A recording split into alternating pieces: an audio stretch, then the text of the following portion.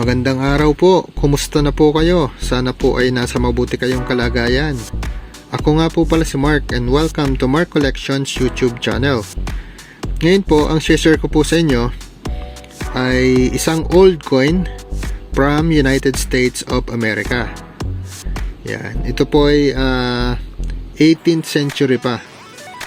At ito po yung tinatawag na Seated Liberty Dime.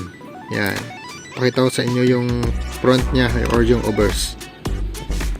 Yan. Yan po yung Seated Liberty Dime. So, ang dime po, equivalent po yon sa 10 cents. Yan. So, yan po yung kanyang obverse. Ito po palang coin na ito. Ano po ito? May composition po ito na 90% silver at 10% copper. Yan, so silver coin po yan. At meron po itong bigat or weight na 2.50 grams. Ang diameter naman po nito ay 17.9 mm. Ang thickness naman po nito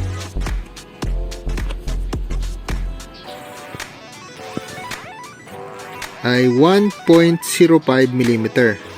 At yan po yung kanyang edge. Threaded po ang edge niya. May mga lines po siya. Yan.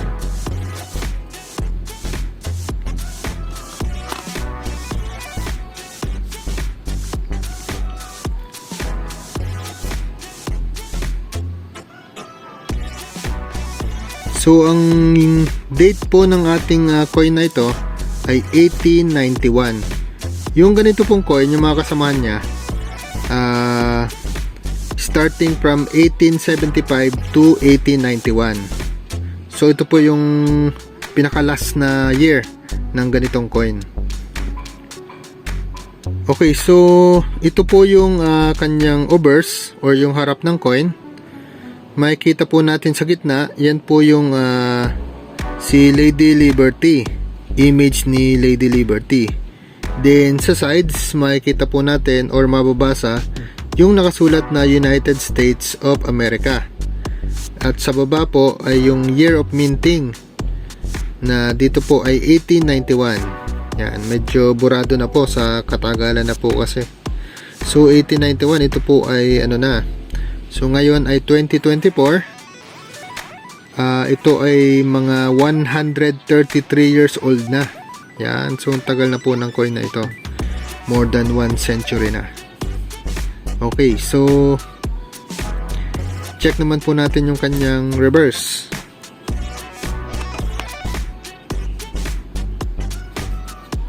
Yan. Yan po ang kanyang reverse. So, sa gitna po ay nakasulat 1 dime in denomination niya. And then, napapalibutan po siya ng yung tinatawag na wreath or yung corona na bulaklak. Yan.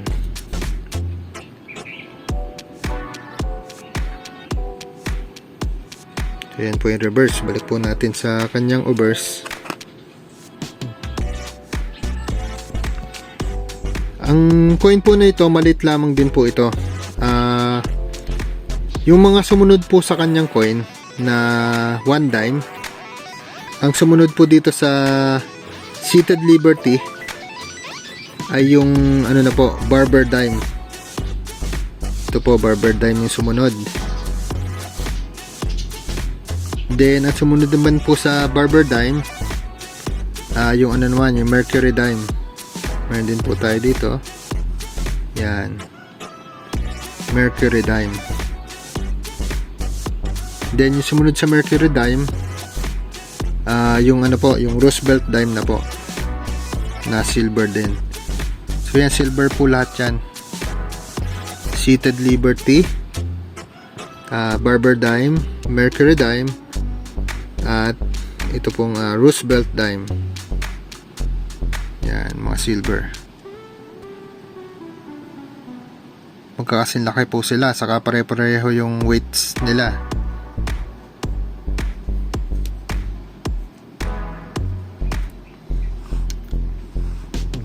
balik po tayo dito sa ating featured na coin. Ito nga po pala, yung mint mark po nito ay makikita po sa reverse. Yan, dito po sa baba po. Yan, kung mapapansin nyo po, may letter O na nakasulat. Yan, letter O po. Ibig sabihin po, ito po ay na-mint or ginawa sa New Orleans. Pag letter O, New Orleans po yon. Yan, so na-mint po ito sa New Orleans. So ito ay 1891 O. Yan. At ang mintage po nito pong 1891 O na 1 dime ay 4,540,000. Yan. Yun po ang kanyang yung bilang ng copies ng ganitong coin or yung bilang ng ginawang coin na ganito. At medyo po ito, medyo yung year na ito hindi madaling mahanap kasi yung frequency niya 7% lang. Ayan, kaya mataas na rin po ang value nito. Saka po yung coin na ganito, itong Seated Liberty, bihira na rin po ito ngayon eh. Actually ngayon lang nga po ako nagkaroon ng ganito eh. Yan.